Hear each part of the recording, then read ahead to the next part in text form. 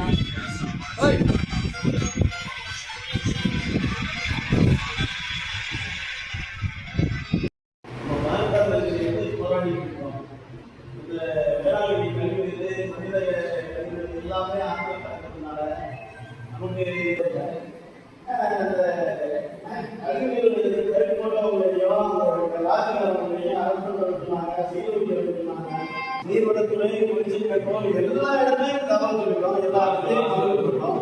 இது நமக்காக நம்மள வெளியில சொல்லாதீங்கன்னு சொல்றாங்க. அதுக்கு உண்டான நடவடிக்கையே வரவே இல்லை. நாங்களும் இந்த ஊரே நிறுத்தி வச்சு எல்லாரும் சேர்ந்து போய் எல்லா இடத்துலையும் கேட்டுட்டு தான் இருக்கிறேன். இது எந்த தவறும் வரல. எங்களுக்கு நடவடிக்கை எடுக்க வரல. இது நடவடிக்கை எடுக்கலன்னா உடனே நாங்கள் போராட்டம் பண்ணுவோம், சாலை மறியல் பண்ணுவோம். அந்த இடத்துல போயிட்டு ரோடை உடைச்சதை ரோடை இது பண்ணி மூடி கொடுத்து மைக்ரோஃபோன் பண்ணி நம்ம தான் கொண்டு வருவோம். அதனால நம்ம என்ன செய்வோம், நம்ம அடுத்த கட்ட நடவடிக்கை நம்ம போராட்டம் போராட்டம் எப்படி சாலை மறியல் பண்ணாதான் இந்த ஆர்ப்பாட்டம் அக்கப்போர் நடக்குதுன்னா நம்ம கேட்காம இருந்தா இந்த வேளாண்மை நிர்வாகம் இருக்கு யாருமே அதை யாரும் கேட்கறதே கிடையாது. ஒரு கிடையாது.